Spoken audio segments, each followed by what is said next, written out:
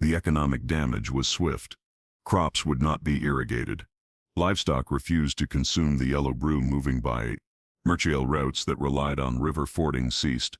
But to propose the ritual be abbreviated was heresy. Starve, rather than threaten spiritual defilement. One merchant attempted to import water from remote wells. Opportunism and adversity, the priests had him seized for trying to bypass divine cleansing. His punishment was poetic. Drinking only river water for the duration of the contamination, he lived but said the taste never went away. The psychological harm lasted for generations. Kids who endured the water horror grew up with compulsive behaviors. They'd test water sources several times before consumption. A few created personal rituals, unofficial prayers and safeguarding gestures that technically amounted to heresy, but were too prevalent to address. The river never really recovered. The huge quantities of purifying chemicals had destroyed much of the aquatic life. The bull urine and ritual chemicals had contaminated the water composition. But priests proclaimed it to be the purest river in Persia, consecrated by ordeal. Villagers were made to undertake pilgrimages to have a drink from it to test their beliefs in the purification.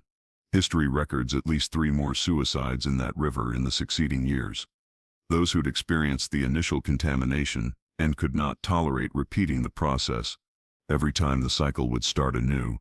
9 days of horror, 9 days of ritual, 9 days of a community holding its breath. The most chilling first-hand account appears in a young priest's diary.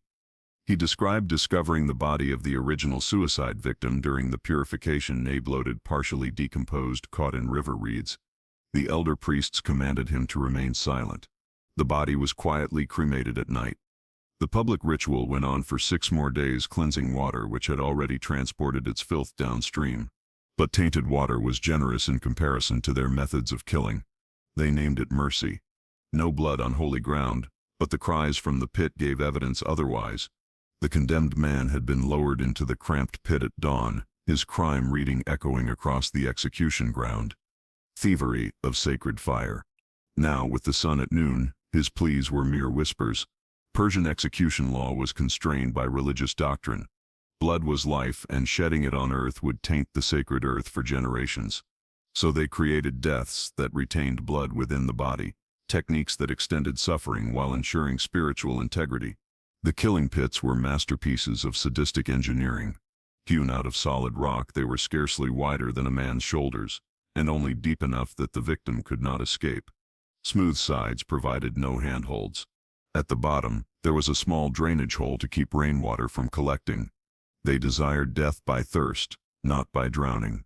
The condemned received food, not dry bread lowered on a rope each morning.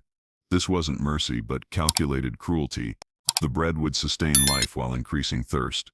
Guards recorded how long each prisoner lasted, creating detailed charts of human endurance. The average was 4 days. The record was 12. By the 4th day, the hallucinations began. The thief in the pit started conversing with people who weren't there. His deceased mother, the god of fire, Atar, arriving to take back what had been taken. The guards heard, noting it down. These last deliriums were prophesied as messages from the threshold of life and death. Here's where things are perverted. Families could come but not intervene. They'd stand around the rim of the pit, gazing down at their loved one dying slowly. Speech was prohibited. Sound could make the condemned more bearable. They could do nothing but witness dehydration taking its toll. Most family members had to be restrained when delirium occurred, and their loved one did not know them. Some of the pits were variant. In the desert states, they'd place mirrors to send sunlight down into the hole, dehydrating the person faster. In the mountains, they'd leave the convicted exposed in winter, adding cold to thirst. Each area mastered its own bloodless torture. What he etched into the wall would remain secret for centuries. With his fingernails and crumbs of the bread crust, the robber scraped a message onto the stone. Not last words, nor pleas for pardon, but specific charges against the priest who'd sentenced him. Charges of corruption, of sacred fire bought by rich benefactors. Guards witnessed the scratching, but could not read messages in the dark pit. The modes of execution differed according to offense. Those who polluted water were buried alive in sand, their heads capped with clay pots which had small holes for air. Death was slow and took hours as sand pressure gradually crushed their chests. Witnesses talked of the sounds, not screams but a ghastly whistling as victims struggled for each breath through the tiny holes. For heretics, they employed the boats, 2 wooden boats joined together with the condemned within, head and arms sticking through openings, force-fed milk and honey. The victim had violent diarrhea while wasps and flies drawn to the sweet sac applied to their face gradually ate exposed flesh. No blood was shed, only gradual consumption by nature. Lords tasked with execution sites established their own culture. They'd wager on dying times, swap tales of bizarre fatalities, theorize about which prayers would lengthen or shorten agony. Some turned to alcohol, tormented by what they saw. Others became believers, believing in divine justice in prolonged suffering. One version tells of a woman who was condemned as an adulteress and sentenced to the stones of pressing, pressed between 2 flat stones. Weight added slowly, stone by stone, over days. The idea was to crush without breaking skin. Guards needed to watch closely, stripping weight if blood seemed imminent. She survived 6 days, her ribs slowly compressing until breathing was impossible. The penalty for uttering his name was worse than death. Some prisoners tried to die faster by holding their breath or bashing their heads against pit walls. Guards prevented this with nets and padding. Death had to come naturally, following heaven's timeline. Suicide attempts resulted in the sentence extending to family members. Children born to condemned women in the pits presented theological problems. If the mother died during childbirth, was the blood spiritual or natural? Priests debated while women labored in stone holes. The solution was typically to remove the infant immediately after birth, leaving the mother to die alone, while her child was raised by temple servants. The most disturbing element was public normalization. Execution grounds became social spaces. Vendors sold food to spectators. Children played between the pits, while their parents gossiped. The dying provided background noise to daily life. Their suffering so common it became ignorable. Death was one thing, but some punishments followed you beyond the grave. The hammer struck stone, and with each blow another memory disappeared. General Vahim had commanded 10,000 men, won dozens of battles, built monuments across the empire. Now as the mason's chisel bit into marble, his name vanished, letter by letter. By sunset, it would be as if he'd never existed. Memory execution was Persia's ultimate punishment, reserved for those whose crimes threatened the cosmic order itself. Bahram had conspired against the king, but his real crime was deeper. He'd suggested the royal bloodline lacked divine mandate. For this heresy, death wasn't enough. He had to be unmade. The process was methodical. First came the physical execution. Jani, private, bloodless, witnessed only by priests. Then began the true punishment. Every inscription bearing his name was located and destroyed. Every document mentioning his deeds was burned. Every statue showing his face was ground to powder. The empire's vast bureaucracy turned its full attention to erasing one man. Here's where it gets dark. His family was forced to participate. His wife had to burn their marriage contract. His sons had to chisel their father's name from the family tomb. His daughters watched their dowry documents, proof of their noble lineage, turn to ash. Refusing meant sharing his fate. But the erasure went deeper than just physical records. Speaking his name became punishable by death, thinking it was considered spiritual contamination. Families developed elaborate codes, referring to him as the absence or the one who wasn't. Children grew up knowing they had a grandfather but not his name, achievements, or face. His daughter found a way to remember. She wore a ring with symbols that looked decorative but spelled his name in ancient script. For 30 years she carried this secret reminder. When finally discovered, her punishment was poetic. Her own name was erased. Her existence negated for preserving what should have been forgotten. The theological reasoning was terrifying in its logic. Persians believed names held power beyond death. In the afterlife, souls needed their names to exist. Without them, they became nothing. Not even capable of punishment or redemption. Just gone. Priests taught that erased ones wandered the void between worlds, conscious, but unable to act, speak, or be perceived. The state employed special investigators, memory hunters, who searched for hidden references. They'd interrogate slaves about overheard conversations, examine children's drawings for suspicious figures, analyze poetry for coded mentions. One hunter proudly recorded finding a reference hidden in a recipe, ingredient measurements that, when converted to letters, spelled the forbidden name. What they found in the mass grave changed Persian law. During construction of a new temple, workers uncovered a burial site. Inside were dozens of bodies, all with faces chiseled away, all missing their name tags. But one corpse clutched a clay tablet covered in names, all erased ones, preserved by someone who couldn't bear their total loss. The discovery sparked theological crisis. If someone remembered the erased, did they partially exist? The priests' solution was horrifying. They declared the tablet itself cursed, capable of resurrecting the unnamed. Everyone who'd read it underwent memory purification, a process involving meditation, fasting, and systematic forgetting guided by priests. Artists faced particular challenges. Historical paintings, including erased figures, had to be modified, but simply painting over them left spiritual residue. The solution was complete recreation, copying everything except the forbidden presence. Museums held before and after versions, the differences highlighting absent spaces where people once stood. The punishment for speaking his name was worse than death. A merchant accidentally mentioned an erased general while telling war stories. His sentence, partial erasure. His name could be spoken, but not written. His face could be remembered but not depicted. He lived the rest of his life in limbo, existing but incomplete. A warning to others about the gradations of non-existence. Some families attempted secret preservation.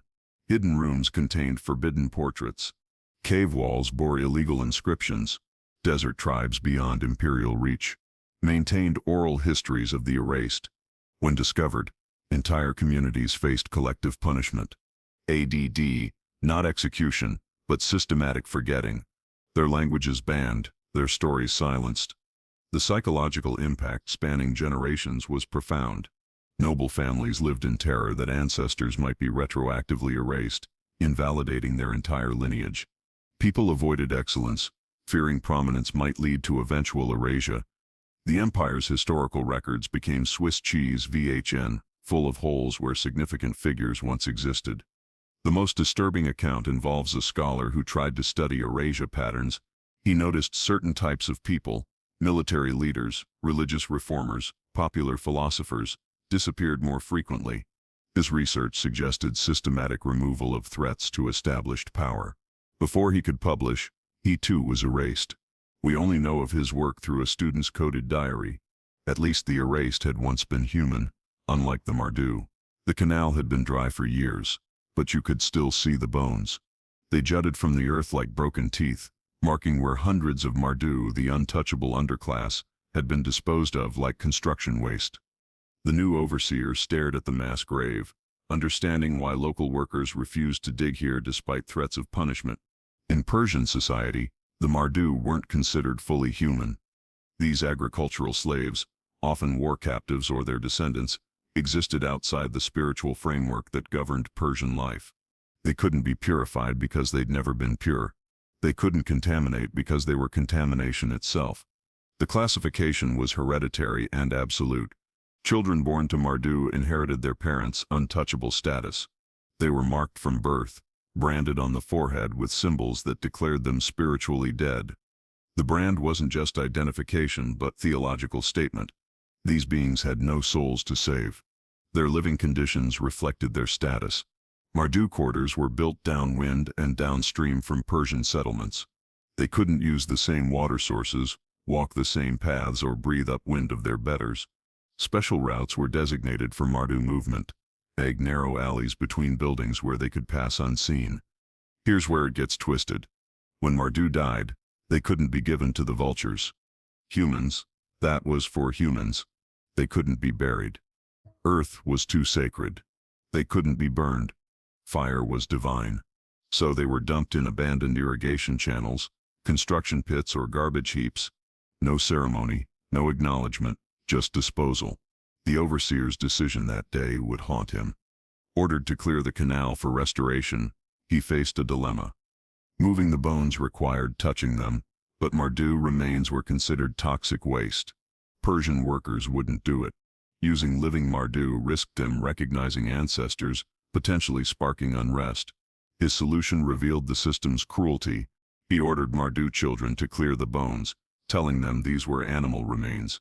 The children worked for days collecting skeletal fragments in baskets, occasionally finding personal items, a clay doll, a wooden charm, things that suggested these bones once belonged to people who loved and were loved. The theological justification was elaborate. Priests taught that Mardu were failed reincarnations, souls so corrupted from previous lives, they'd lost human status. They were spiritual pollution in physical form. Some texts suggested Mardu were descendants of demons who'd bred with humans during mythical times, forever tainting their bloodline. But Mardu were economically essential. They worked the fields, built the buildings, maintained the infrastructure that kept Persian civilization running. The cognitive dissonance, DCA, depending on beings you considered non-human, created elaborate social rules. Persians could give orders to Mardu but not speak to them. They could benefit from Mardu labor, but not acknowledge it. What they found in the mass grave changed Persian law. Briefly among the bones, investigators discovered tablets inscribed with prayers. The Mardu had developed their own religious practices, their own pleas for salvation. The discovery that untouchables sought divine connection triggered fierce theological debate. Progressive priests argued this showed Mardu had souls worth saving. Conservative clergy claimed it was blasphemy. The animals mimicking human behavior. The debate ended when the Shah declared the tablets cursed objects. They were destroyed and laws were passed forbidding Mardu from any religious expression. Disease outbreaks often started in Mardu quarters, spreading through overcrowded, unsanitary conditions. But when plague reached Persian neighborhoods, Mardu were blamed for poisoning the air with their spiritual corruption. Mass callings followed, not executions but cleanings, as if removing waste rather than killing people. One account describes a Persian child who accidentally played with a Mardu child, not recognizing the forehead brand. When discovered, both children underwent different punishments. The Persian child was purified with elaborate rituals. The Mardu child was beaten to death, not for playing but for allowing a Persian to be contaminated by their presence. The generational trauma was inescapable. Mardu children grew up knowing they were considered less than human. They internalized the theology, many believing they truly were soulless. Suicide rates were high, but even in death, they found no dignity. Bodies dumped with the same indifference as broken tools. Some Mardu attempted escape, fleeing to neighboring kingdoms, but the forehead brands marked them everywhere. Most were returned under treaty agreements, facing punishments that served as examples to others. Those who removed their brands were hunted specially. Their crime wasn't escape, but identity theft, pretending to humanity they couldn't possess. The system's end came not from moral awakening, but practical necessity. As the empire weakened, maintaining strict separation became impossible. Mardu and Persian blood mixed during chaos and invasion. The theological framework collapsed when faced with reality. How do you classify the humanity of children whose parents crossed the uncrossable divide? But even the Mardu would have chosen their fate over what Persian families did in the name of purity. She knew the wedding date, her 16th birthday, and she knew the groom, her father. Galar had been prepared for this moment since childhood. Taught that the purest blood came from the closest unions. The priests called it Exida, the highest form of marriage, blessed by Ahura Mazda himself. The practice wasn't hidden in shame but celebrated as spiritual achievement. Families who practiced Xwe Doda were considered holier, their bloodlines closer to divine perfection. The closer the relation, the greater the blessing. Father, daughter, mother, son, brother, sister, the Dia. Each combination had its own theological ranking and social status. Galar's preparation began at age 7. Special tutors, always women who'd undergone similar marriages, taught her the sacred duties. She learned specific prayers for consummation, ritual positions that maximized spiritual benefit, and mental exercises to transform natural revulsion into religious ecstasy. Her mother's advice was more disturbing than silence. Having married her own uncle at 14, she spoke of transcending human emotion to achieve divine union. She taught Galar dissociation techniques disguised as meditation. She sells ways to separate mind from body during intimate moments. The lessons were practical: how to hide physical pain, how to feign enthusiasm, how to produce he's despite bodily rebellion. The theological framework was elaborate. Priests taught that human souls split at creation, scattered across bloodlines. Sweta reunited these fragments, creating spiritually complete beings. Children from such unions were considered partially divine, born with intact souls that didn't require usual purification rituals. Here's where it gets dark. The wedding ceremony itself inverted normal celebrations. Instead of keeping the bride and groom separate before marriage, they were required to spend 3 days together in isolation, performing bonding rituals that would be criminal in any other context. Priests monitored these sessions, ensuring proper protocols were followed. The priest's blessing contained a horrible truth. During the ceremony, he spoke of cosmic balance, of how their union would strengthen the forces of light against darkness. But his real message was control. Families practicing Exeta were so socially isolated, so dependent on religious approval, they'd never challenge authority. The physical consequences were hidden, but devastating. Infant mortality was high among Exeter offspring. Those who survived often bore genetic markers of close breeding, distinctive features that identified them as products of sacred unions. These children were simultaneously revered and pied, trapped in bloodlines that spiraled ever inward. Some women found ways to resist. Secret networks provided herbal contraceptives, claiming religious fasting while actually preventing pregnancy. Others arranged affairs with servants, passing off outside children as sacred offspring. The punishment for discovery was severe, not for adultery, but for contaminating divine bloodlines with common genes. The practice created genealogical nightmares. Families tracked bloodlines obsessively, calculating degrees of relation to maximize spiritual benefit. A woman might be simultaneously daughter, wife, and aunt to the same man. Children couldn't determine their actual parentage, raised by committees of interrelated relatives. Mental breakdown was common but unacknowledged. Women who went mad were said to be overwhelmed by divine presence. Men who became impotent were declared too pure for physical union. The terminology transformed trauma into transcendence, making suffering seem like spiritual achievement. One account describes a girl who fled rather than marry her father, captured and returned. She faced public trial for spiritual cowardice. Her defense that the relationship felt wrong was treated as evidence of corruption. She was forced to undergo purification before the wedding proceeded. She never spoke again, silence interpreted as holy contemplation. The children of these unions faced unique challenges. Many were brilliant but unstable, their intelligence twisted by the cognitive dissonance of their existence. They were raised to see their conception as sacred, while their bodies bore evidence of genetic damage. Some became fanatic supporters of the system, others its fiercest secret critics. The practice wasn't universal. Common Persians often couldn't afford the elaborate ceremonies and settlements required, but they faced pressure to emulate nobility. Village priests encouraged cousin marriages as stepping stones to holier unions. The entire society bent toward collapsing bloodlines, chasing purity that produced its opposite. Historical records show the practice's decline coincided with military defeats. Enemy propaganda highlighted Exeta as evidence of Persian degeneracy. Occupied territories abandoned the practice immediately, suggesting compliance had always been forced rather than faithful.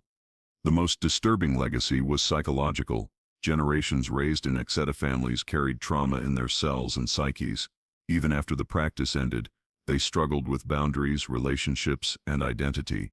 The pursuit of purity had created damage that would echo through bloodlines for centuries. At least she could look her father in the eyes, something that would mean instant death with the shag. The messenger had practiced for days. Deliver the news. Never look up. Live another day. Now standing before the golden throne, sweat dripped from his lowered face as he recited the urgent dispatch from the eastern provinces. His eyes burned from the strain of staring at the intricate floor patterns, but even blinking felt dangerous. The law was absolute. To look upon the Shaba's face without permission meant immediate execution. This wasn't mere protocol, but cosmic necessity. The Shabas considered the earthly reflection of Ahura Mazda, the good god. Mortal eyes gazing upon such divinity would be burned by spiritual radiance, a mercy killing to prevent the observer's soul from being destroyed. The messenger's neck muscles screamed as he maintained his downward angle. He'd heard stories of others who'd failed. A young scribe who'd glanced up reflexively when the Shah sneezed, beheaded before the echo faded. A general who'd met the royal eyes while receiving honors struck down despite decades of loyal service. Here's where it gets twisted. The Shais himself became prisoner to this system, unable to make normal eye contact. He lived in a bubble of averted gazes. His own children couldn't look at him directly. His wives focused on his feet during intimate moments. He experienced human connection only through mirrors and intermediaries. The court developed elaborate workarounds. Conversations happened through interpreters who could look at neither party directly. Artists painted royal portraits from memory or stolen glances, risking their lives for accuracy. Some created theoretical portraits, imagining divine features rather than observing them. His eyes began to water, but blinking might be fatal. The messenger had heard of the test. Sometimes guards would claim the Shahs had left, encouraging messengers to look up. Those who did were executed for attempting to gaze upon royalty. Those who didn't were sometimes killed for disrespect, for not confirming the Shah's absence. Every interaction was a potentially lethal puzzle. The isolation drove some Shah mad. One ruler, desperate for genuine human contact, would visit prisoners condemned to die anyway. He'd remove his veil and talk face-to-face with men hours from execution, the only people allowed to see him as human rather than deity. Guards reported he often wept during these sessions. Children raised in the palace learned elaborate movement patterns to avoid accidental gazes. They played with heads tilted down, navigated by peripheral vision, developed neck problems from constant genuflection.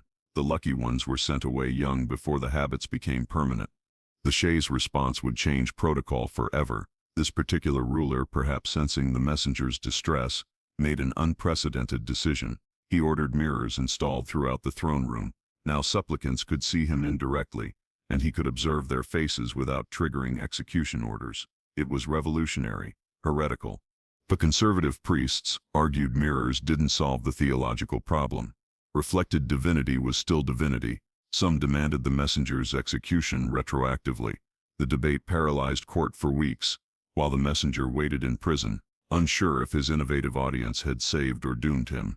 The mirror solution created new problems. Courtiers had to learn reading expressions in reverse. Misunderstandings multiplied when left and right were confused in reflections. One ambassador, unfamiliar with the system, spoke to the Shah's reflection while the actual ruler sat elsewhere, creating a diplomatic incident. Some nobles found ways to exploit the system.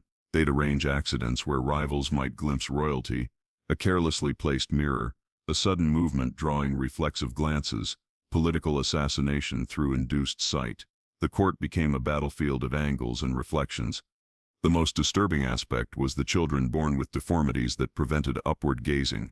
When the taboo lasted generations, some families developed genetic conditions, twisted necks, malformed spines that made looking up impossible. These deformities were considered blessings, divine insurance against accidental heresy. Palace servants developed their own culture around the restriction.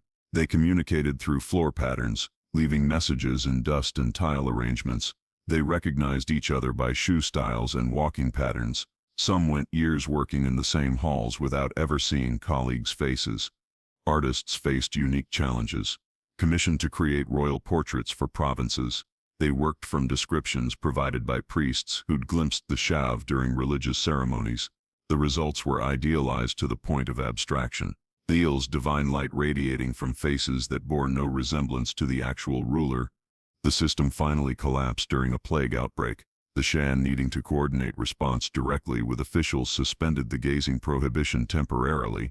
The crisis passed, but the spell was broken. Officials who'd seen the Shah's very human fear during the epidemic couldn't return to treating him as untouchable divinity. The Shah's justice was swift, but family vengeance was eternal. They didn't want to kill him. The murderer had been their friend, but the law demanded blood. The Yazdi family stood in the courthouse, staring at Barber, who'd killed their son in a drunken fight. Both families had been close for generations. The children had grown up together. Now Persian law demanded the Yazdis become executioners or face punishment themselves. The concept of Kunbaha ip blood price wasn't optional in Persian society. When someone was murdered, their family had to seek vengeance. Not doing so was considered spiritual betrayal of the deceased. The dead couldn't rest while their killer lived. Worse, families who forgave were seen as accomplices to murder, their mercy interpreted as approval. The judge's ruling left them no choice. The Yazdis had 40 days to execute Baba themselves. The method was prescribed. They must use the same weapon that killed their son, a farming sickle. The execution must be public, witnessed by both families. Any hesitation, any sign of mercy, would result in charges of impiety. Here's where it gets dark. Baba's family couldn't interfere, but were required to watch. They stood in designated areas, forbidden from crying out or closing their eyes. This wasn't just punishment, but generational bonding. Their children would grow up obligated to avenge Barber, continuing the cycle. The law recognized this would create endless vengeance chains. The solution was perverse. After executing mandated revenge, families underwent purification rituals that supposedly severed spiritual connections. They drank from cups mixed with the victim's blood and their own, symbolically merging the bloodlines to end distinction between killer and killed. But the system created professional vengeance takers. Some families, too weak or squeamish to execute justice themselves, hired specialists. These men made their living performing familial revenge, traveling between provinces to kill on behalf of others. They were simultaneously necessary and despised, paid in gold, but banned from temples. What they did instead would inspire a rebellion. The Yazdis in desperation proposed an alternative. They would adopt Baber as their son, replacing the one he'd killed. The theological argument was clever. If Baber became family, the murder transformed into accidental fratricide, requiring different penalties. The priests debated for weeks. The proposal had precedent, but dangerous implications. If families could adopt their way out of vengeance, the entire justice system might collapse. They finally ruled against it, declaring the adoption attempt itself blasphemous, trying to circumvent divine justice through legal trickery. The execution proceeded on schedule. The eldest Yazdi son, barely 16, was chosen to wield the sickle. His hands shook so badly that the first strike missed, cutting Baba's shoulder instead of his neck. By law, he had to continue until death was achieved. It took 7 strikes.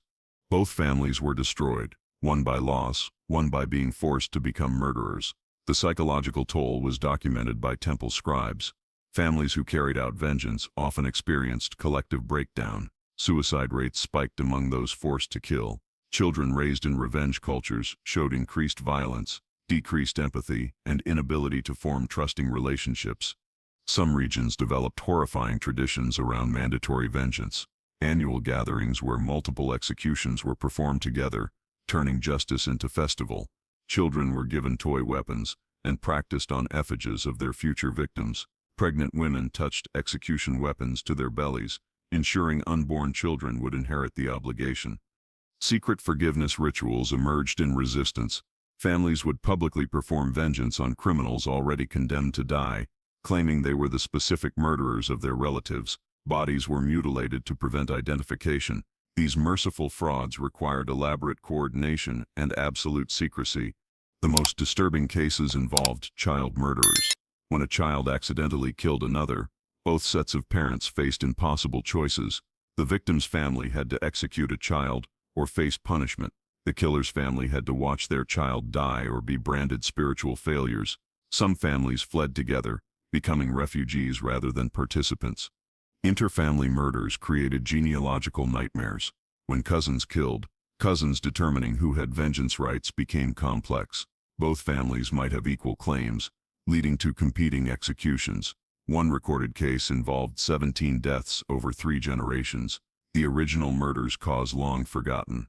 The empire tried reforms periodically: blood money substitutions, symbolic executions using effigies, exile as alternative to death. But conservative priests always reversed these changes, arguing that mercy toward murderers was cruelty toward victims.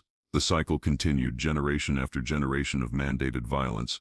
One account describes a woman who spent 30 years tracking her brother's killer across the empire. When she finally found him, he was elderly, surrounded by grandchildren who'd never known his crime. She completed her duty, stabbing him during a family meal, then immediately took her own life, unable to bear what obligation had made her become.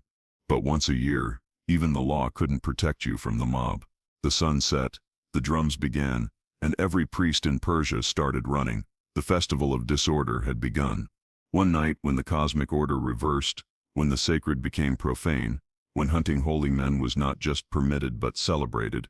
Young priest Ardashir had planned his hiding spot for months, but as screaming mobs filled the streets, he wondered if anywhere was safe. This annual purge traced back to ancient times, a pressure valve built into the rigid religious system.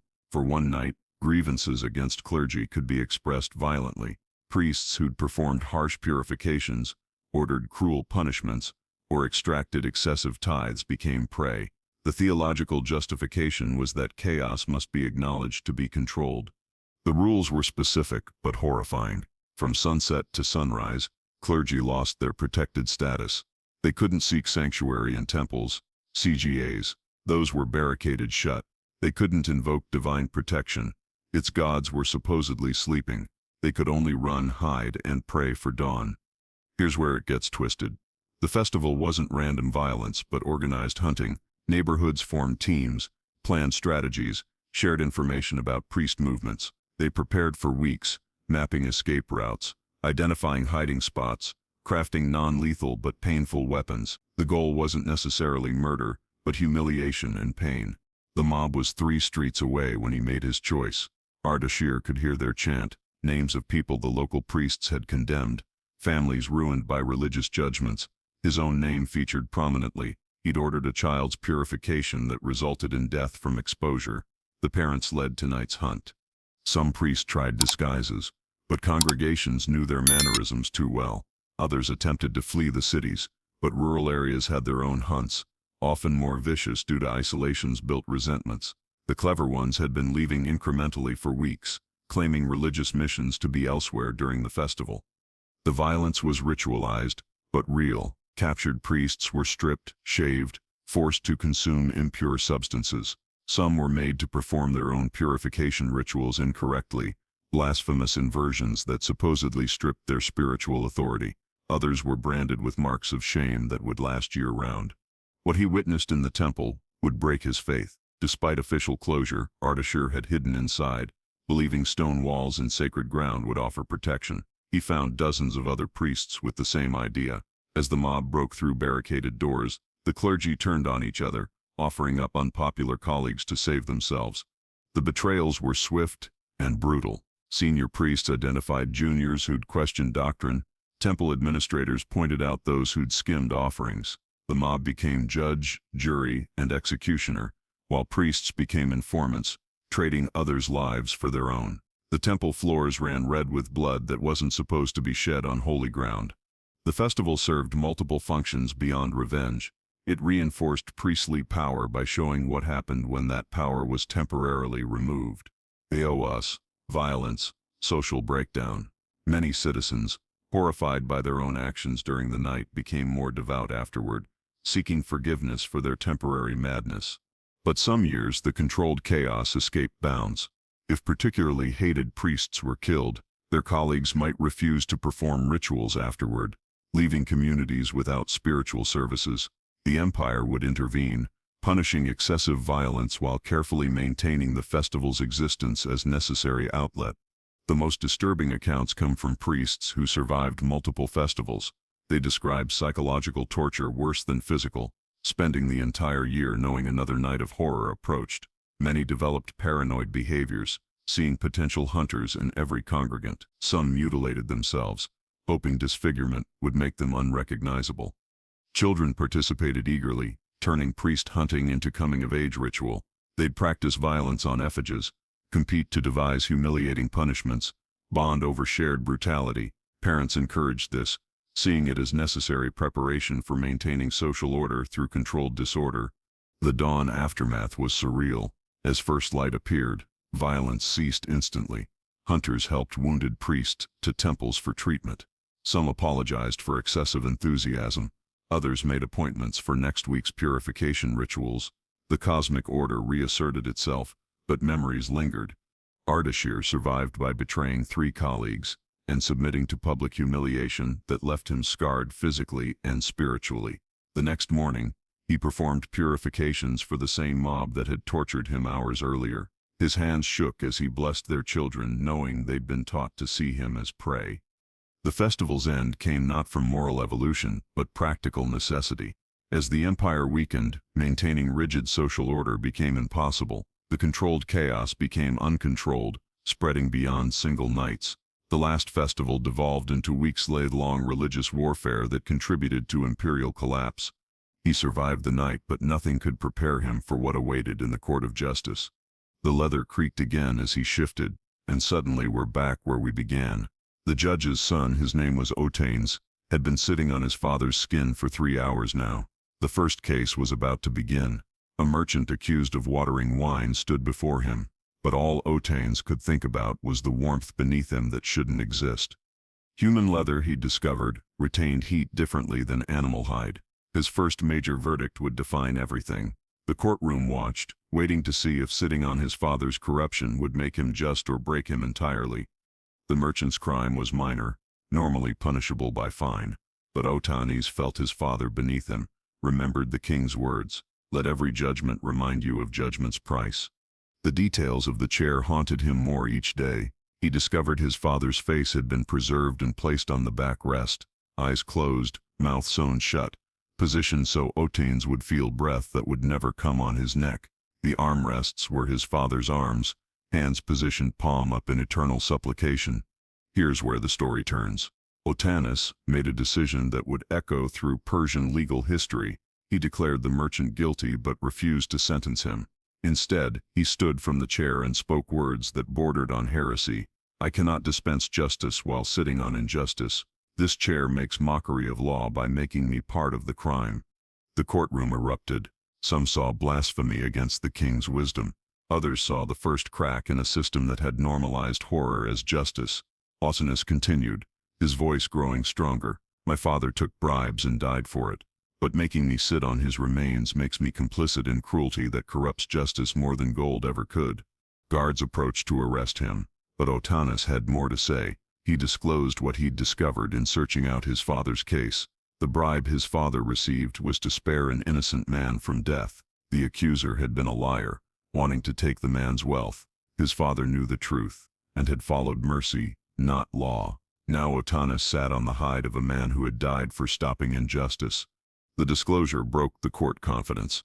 If the skin chair was to remind judges of corruption's cost, what did it imply when the corruption was pity? The paradox froze the judicial system. How could they punish injustice with more injustice? How could they pursue justice on slain mercy? Otanes's defiance had an effect. Judges throughout the empire started questioning not only decisions, but the system. Some would not apply traditional penalties. Others reopened old cases and discovered same anomalies: justice attained by injustice, purity upheld by filth, order maintained by disorder. The empire attempted to muzzle dissidents, but once ideas were let loose, they could not be unbuckled. The more they punished inquiry, the more questions were asked. The chair meant to make people conform became the mark of defiance. Artists sketched it in secret locations. Poets encoded it into lines. Philosophers employed it to illustrate the paradoxes that would eventually shatter the empire. Reflecting on Persian civilization, we find this dualism everywhere. The same civilization that produced the Cyrus cylinder, 2W, the first human rights charter, 2W, perfected psychological tortures that would ruin bloodlines for centuries. They constructed sophisticated systems to uphold cosmic order, and yet developed rituals which made cosmic horror normal. The compulsion toward purity generated radical impurity. In their attempts to evade death pollution, they constructed towers upon which vultures consecrated sacred to spectacle. In their quest for bloodline perfection, they legitimized incest that generated genetic holocaust. In their pursuit of divine justice, they fashioned human furniture that rendered justice impossible. Maybe that's the caution Persia presents. When purity is obsession, when order requires brutality, when justice necessitates injustice, the system holds its own undoing. The skin chair is testament to this principle. You cannot construct righteousness on cruelty's foundation without both falling. The last archaeological observation is eerie. The chair never surfaced. Some believe it was lost when the empire collapsed. Others think it was buried, waiting. But in Persian ruins, archaeologists occasionally discover small bits of leather with strange preservation, inexplicable heat, and DNA that belongs to no known creature. They document these discoveries quietly, professionally, and don't wonder what they may be carrying.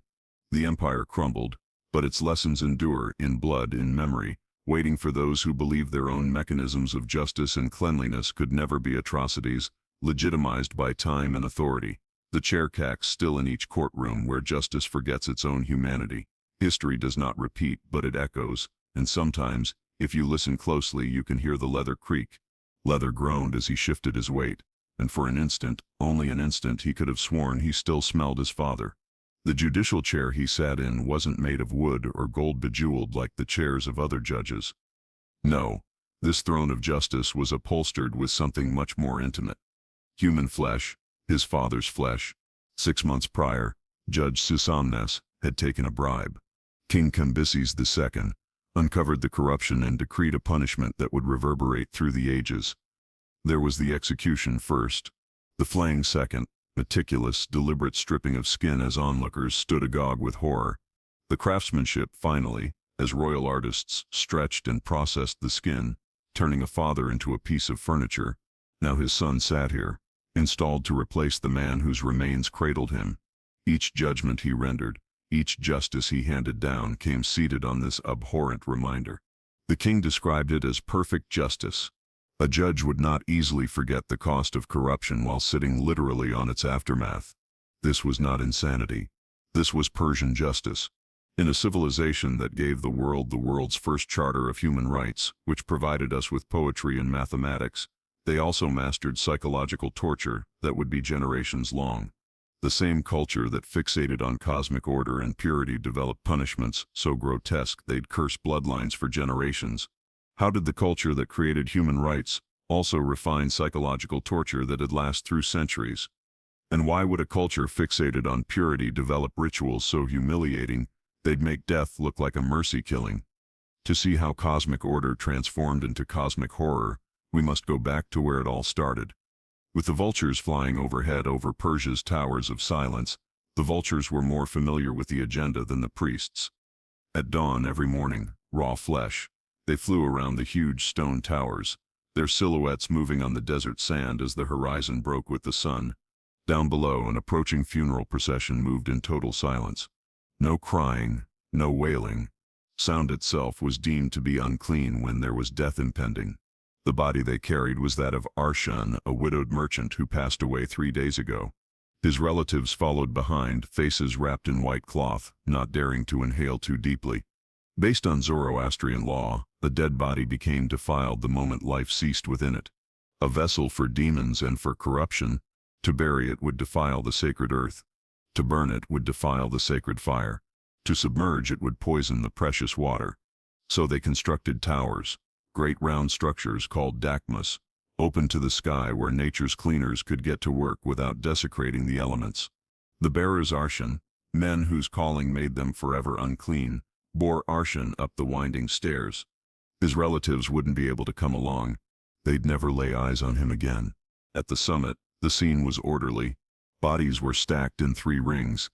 Men on the outside circle, women in the middle, children in the center, all of them naked, all lying face up. The bearers moved fast, stripping Arshan of her clothes with hooked poles, not touching the body at all. Even they had boundaries to the filth they'd tolerate. Now it gets ugly. The vultures didn't wait for the bearers to depart. They came swirling down, screeching flocks of dozens of them, quarreling over the most tender spots first. The eyes went first, then the face. Under the desert sun with dozens of birds at it, a body would be picked clean to bone in less than an hour. But there was a darker truth about the towers. The rich could pay for better placement where the birds would come to find them first. The poor would often be left on lower levels where the vultures, already fed, might take days to start their work. Imagine being the family below and knowing that your beloved was wasting away in the sunlight waiting for birds too full to take flight. The priests observed all from afar, documenting which bodies the vultures came near first. They assumed that the bird's behavior spoke spiritual truths. A rapidly devoured body indicated a clean soul, and bodies that the vultures shunned indicated profound spiritual corruption. Families would wait eagerly for these reports. Their relatives' afterlife allegedly suspended on the whims of a bird's hunger, but it got worse. Dead children were laid in the middle circle, and custom required their mother's timepiece from a specific platform. They were forced to watch their infants devoured, assuming that their tearful witnessing would lead the little spirits to heaven. Numerous mothers never recovered from what they witnessed. The remains of bones that were left after the vultures dined weren't buried either. They were washed into a central pit where lime would degrade them over time. Nothing of the individual was left, no grave to go see, no stone to mark, only the recollection of wings and beaks, and the sound that haunted every Persian's worst nightmares, the unique crack of vulture talons on stone. One such account is of a noble family who had to utilize the towers for their matriarch, who passed away from a plague. No matter their status and wealth, even the law was absolute. They clad her in their best silks for the trip, only to see the bearers strip her bare at the summit. Her grandson went on to write that he would never be able to eat meat again, that with every meal he would hear the sounds from the tower. What occurred next would haunt the family forever. The vultures, for reasons unknown to the priests, would not touch her body.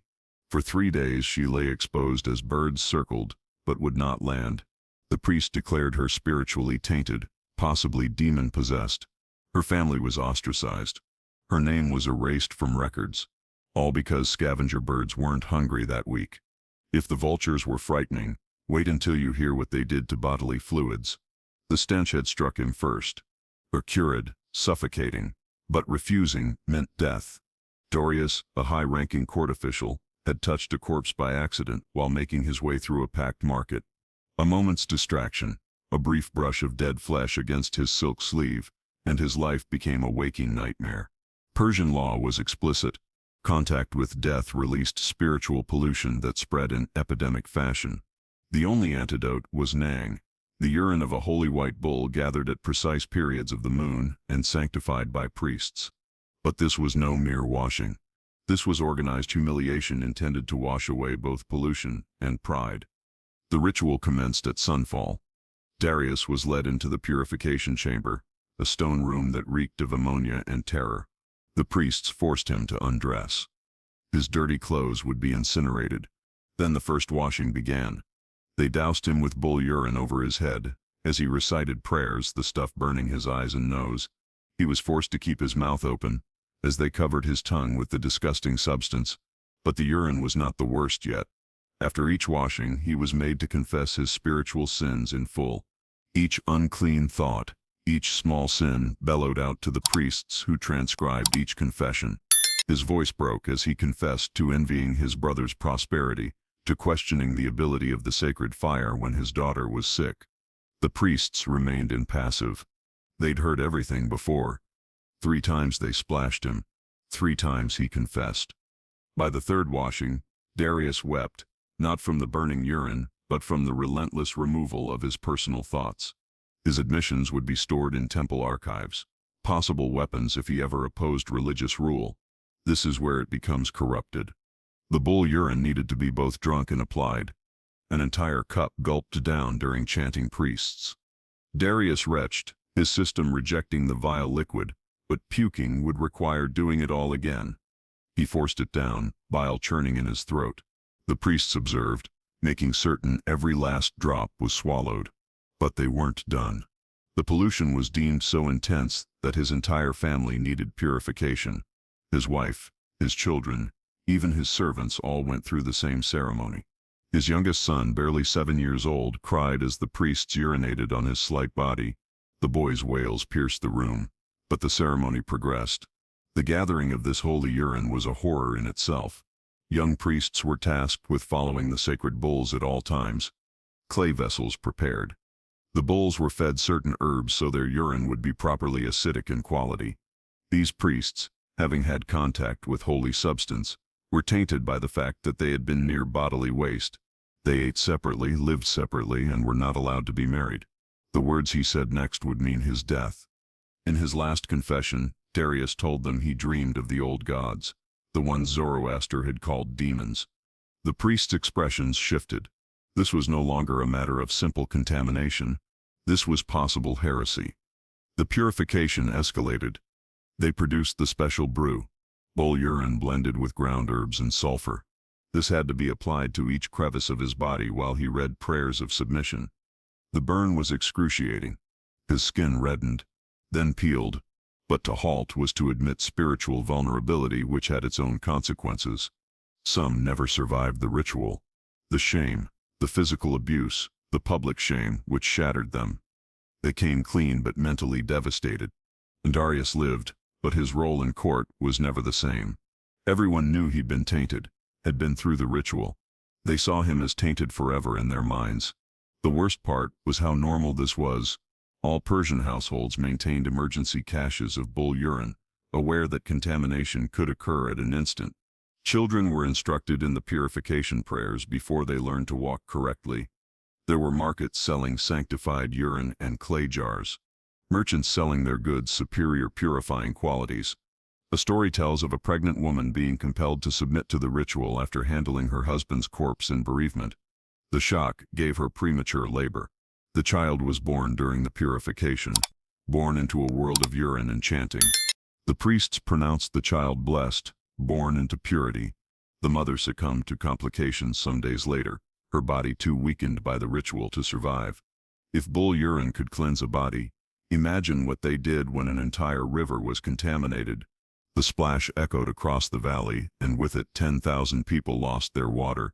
Rostam had chosen the sacred river for his final act, a suicide that would contaminate the entire water supply for 3 villages. As his body sank beneath the surface, he probably didn't realize the catastrophe he just unleashed. Persian water law was absolute. Water was the holiest substance, the wellspring of all cleanliness. To pollute it was to strike at the very roots of being, and now with a dead body tainting the stream, a whole area was under spiritual crisis. The warning spread quicker than the flow. Priests went riding through the villages announcing instant water ban. Not a single drop could be drunk, used for cleansing, or even handled until the grand purification ceremony was over. Families gazed in horror at their water jars.